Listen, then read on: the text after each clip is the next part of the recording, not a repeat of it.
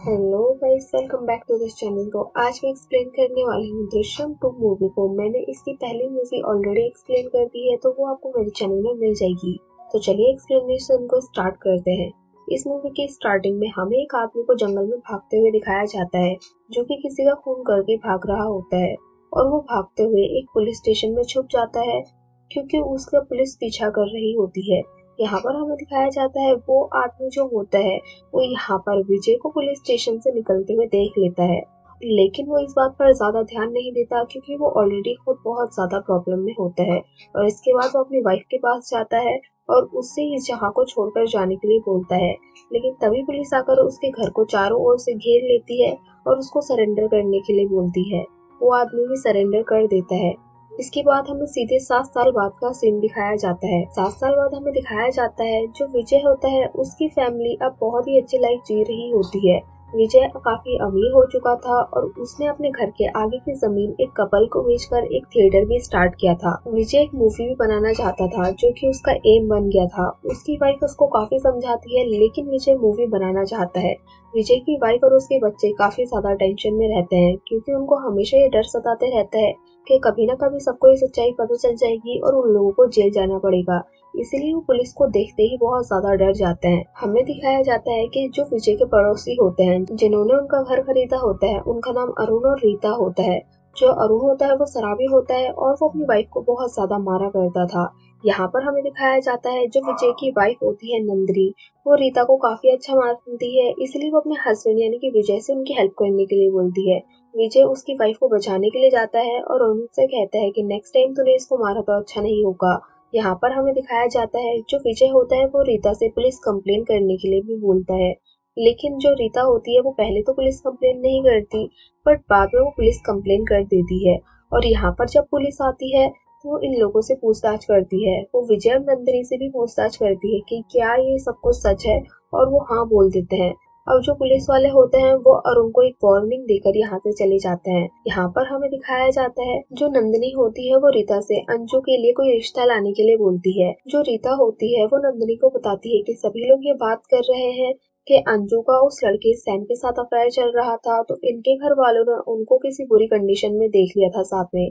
इसीलिए जो विजय है उसने सैम को मार डाला और उसको यही कहीं दफना दिया।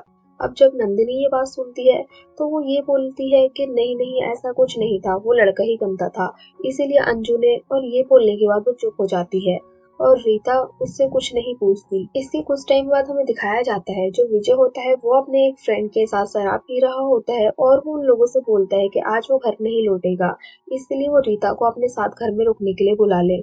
अब यहाँ पर जो नंदिनी होती है वो रीता को अपने घर रुकने के लिए अपने साथ बुला लेती है। उस दिन नंदिनी की हालत कुछ ज्यादा ठीक नहीं होती, वो बहुत ज्यादा परेशान हो रही होती है। जब रीता उससे पूछती है तो वो उसको बताती है कि विजय उसको कुछ भी नहीं बताता है। उसके मन में हमेशा डर लगे रहता है कि कुछ न कुछ गलत होगा, और अभी तक कुछ भी खत्म नहीं हुआ है। इसके बाद सीन यहीं से कट हो जाता है और दूसरी साइड हमें दिखाया जाता है जो आदमी मूवी की स्टार्टिंग में अरेस्ट हो गया था उसका नाम डेविड होता है। अब वो भी जेल से छूटकर आ जाता है और 7 साल के बाद आने की वजह से उसकी फैमिली की कंडीशन बहुत ज्यादा खराब हो गई थी। अब वो उनका जिम्मा उठाता है कि वो सब कुछ ठीक करेगा, इसलिए वो जॉब ढूंढने के लिए यहाँ पर आता है। और यहाँ पर एक कैंटीन के अंकल होते हैं जो भी विजय को बहुत ज्यादा अच्छा मानते हैं, और इसीलिए वो डेविड से कहते हैं कि वो अपनी जॉब के लिए विजय से बात करे। और वो उससे बात भी करता है, लेकिन विजय के पास उस टाइम पर कोई भी काम नहीं होता है।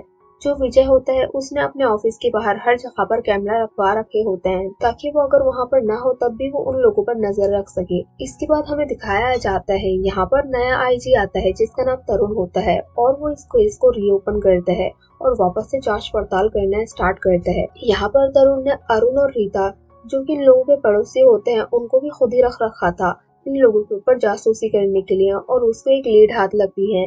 यहाँ पर मीरा तरुण की फ्रेंड होती है जो कि सैम की मॉम होती है। अब ये लोग साथ में बैठे होते हैं तभी इनको पता चलता है। यहाँ पर जो रीता होती है उसने नंदिनी से ये पता लगाया होता है कि आखिर उसने बॉडी कब, कैसे और कहाँ शिफ्ट की थी। यहाँ पर उन लोगों को पता तो चल जाता है, लेकिन उन लोगों को एग्जैक्ट लोकेशन पता नहीं चलती और एग्जैक्ट टाइमिंग का भी पता नहीं चलता है। अब हमें दिखाया जाता है ये लोग इस चीज की जांच पड़ताल करने में लग जाते हैं। और ये लोग एक इनाम की राशि निकाल देते हैं कि 5 लाख दिए जाएंगे उसको जिसने 2 अक्टूबर को विजय को देखा होगा। अब ये लोग इसी चीज में जांच करने में लग जाते हैं, लेकिन इनको कोई खास जानकारी नहीं मिलती। अब हमें एक दिन दिखाया जाता है जो डेविड होता है वो बस स्टैंड पर खड़े होता है और हमें दिखाया जाता है कि विजय को पुलिस स्टेशन में बुलाया जाता है। विजय जब वहां से बाहर आ रहा होता है तो डेविड उसको वहां से बाहर निकलते हुए देख लेता है और उसको उस रात का सब कुछ याद आ जाता है। अब जो डेविड होता है वो पुलिस के पास जाता है और उनसे कहता है कि मैं तुम्हें सब कुछ बताऊंगा, लेकिन उसके बदले मुझे 25 लाख रुपए चाहिए। अब जो मीरा होती है वो उसको 25 लाख रुपए देने के लिए रेडी हो जाती है, लेकिन वो कहती है कि अगर तुम्हारी न्यूज सही नहीं निकली तो तुम्हें इसका बहुत बुरा हर्जाना भुगतना पड़ेगा। लेकिन डेविड अपनी बात में अड़े रहता है। अब वो लोग उसको 25 लाख रुपए लाकर देते हैं तो वो पूछते हैं कि बताओ उस दिन तुमने विजय को कहाँ पर देखा था। जो डेविड होता है वो उन लोगों को बताता है कि मैंने विजय को उस दिन पुलिस स्टेशन में देखा था और वो यहाँ से गाड़ कर कुछ जा रहा था। उसके हाथ में कुछ खोदने का हथियार भी था। अब ये लोगों को पहले उसकी बात पर यकीन नहीं होता, लेकिन उनमें से एक कहता है कि उन दिनों पुलिस स्टेशन में कंस्ट्रक्शन का काम भी चल रहा था, इसीलिए अब पूरे पुलिस स्टेशन को कवर किया जाता है और वहाँ पर खुदाई का काम स्टार्ट किया जाता है। खुदाई करने की कुछ देर बाद ही उनको सैम की बॉडी भी मिल जाती है। अब उसको फॉरेंसिक टेस्ट के लिए भेजा जाता है और हमें दूसरी साइड दिखाया जाता है जो विजय होता है वो जिस मूवी पर काम कर रहा होता है उस मूवी की स्क्रिप्ट के लिए वो जौहर भाई से भी मिलता है और उसकी एंडिंग पर वो कुछ काम करना चाहता है। हमें यहाँ पर दिखाया जाता है जिस मूवी पर वो काम कर रहा होता है उसने पहले ही उस मूवी के कॉपीराइट्स ले लिए होते हैं ताकि कोई और उस कहानी पर मूवी ना बना सके। अब ये सब कुछ चल ही रहा होता है, तभी इनको फॉरेंसिक रिपोर्ट से पता चलता है कि वो जो डेड बॉडी है वो किसी 16 से 17 साल के मेल आदमी की बॉडी है। अब हमें यहाँ पर दिखाया जाता है जो तरुण होता है वो कोर्ट से परमिशन ले लेता है विजय की फैमिली से पूछताछ करने की। अब ये लोग उनको उठाकर लेकर आते हैं और उनसे पूछताछ करना स्टार्ट करते हैं। जो तरुण होता है वो विजय से पूछताछ कर रहा होता है और दूसरे रूम में हमें दिखाया जाता है जिसमें वन वे मिरर होता है वो उस रूम में उसकी बेटियों और उसकी वाइफ को लेकर आता है और यहाँ पर जो गायतोंडे होता है वो वापस से उसकी फैमिली को मारना स्टार्ट कर देता है और वो एक तरह से उसकी फैमिली को टॉर्चर कर रहे होते हैं। जो विजय की बड़ी बेटी होती है अंजू उसको अटैक आते हैं और जैसे ही वो यहाँ पर गायतोंडे को मारना स्टार्ट करता है उसको अटैक आना स्टार्ट हो जाता है। अब विजय ये देखकर बहुत ज्यादा डर जाता है और वो कन्फेशन देने के लिए रेडी हो जाता है। इसके बाद हमें दिखाया जाता है अब विजय अपना कन्फेशन देता है, उसमें कहता है कि हाँ उसने ही सैम को मारा है और उसमें एक कहानी बताता है। विजय का कन्फेशन लेने के बाद अब तरुण को लग रहा होता है कि वो बहुत ही इजीली ये केस को जीत जाएंगे, लेकिन हमें यहाँ पर दिखाया जाता है जो जफर अली होते हैं वो यहाँ पर तरुण के पास आते हैं और उससे कुछ कहते हैं।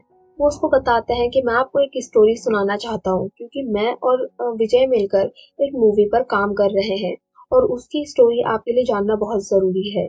यहाँ पर वो तरुण को वही वाली स्टोरी सुनाते हैं जो कि विजय की रियल लाइफ स्टोरी होती है और वो उसको बताता है कि विजय मुझसे कुछ टाइम पहले मिला था और उसने मुझे कुछ और नाम बताया था और मुझसे बात की थी कि वो मूवी बनाना चाहता है और मुझे उसकी स्टोरी बहुत ज्यादा पसंद आई थी, लेकिन उसका सेकंड हाफ मुझे पसंद नहीं आया था और इसीलिए विजय ने उस स्टोरी को चेंज करने के लिए मुझसे बात की थी। यहाँ पर हमें दिखाया जाता है इन लोगों ने पूरी प्लानिंग कर रखी होती है। हमें दिखाया जाता है जो विजय होता है वो जफर के थ्रू पूरी इंफॉर्मेशन निकाल लेता है कि अगर ऐसा कुछ रियलिटी में होता है और ये लोग पकड़े जाते हैं तो उनके साथ क्या क्या किया जाएगा और इसी के बेस पर उसने सेकंड हाफ लिखा होता है। और हमें रियलिटी में भी दिखाया जाता है जो कुछ भी यहाँ पर चल रहा होता है।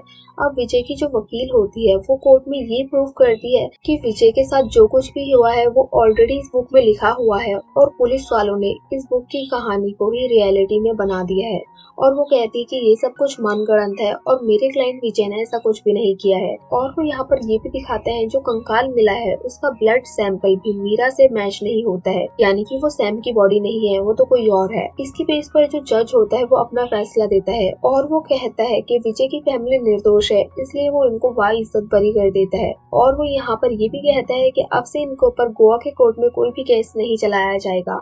अब हमें दिखाया जाता है मूवी के एंड में जो विजय होता है वो वापस से सही सलामत बाहर आ जाता है और तरुण पूरी स्टोरी जानने के बाद भी कुछ नहीं कर पाता। मूवी के एंड में हमें ये भी दिखाया जाता है जो तरुण के डैड होते हैं वो विजय से अपने बेटे सैम की अस्थियां मांग रहे होते हैं और जो विजय होता है वो मूवी के एंड में सैम की अस्थियां उनको सौंप देता है जिससे कि वो उनका अंतिम संस्कार कर सके। उन लोगों को लग रहा होता है कि वो विजय के ऊपर नजर रख रहे हैं, लेकिन जो विजय है वो उन लोगों के ऊपर उल्टा नजर रख रहा होता है और यहीं पर ये मूवी एंड हो जाती है विजय की जीत के साथ। सो गाइस, हमें कमेंट करके ज़रूर बताना कि आपको ये मूवी कैसे लगी। अगर अच्छी लगी हो तो लाइक करें, शेयर करें और कमेंट करें और सब्सक्राइब करें इस चैनल को ऐसी ही मज़ेदार वीडियोस को देखने के लिए। और हाँ, बेल आइकन को दबाना ना भूलें। Thank you for watching guys.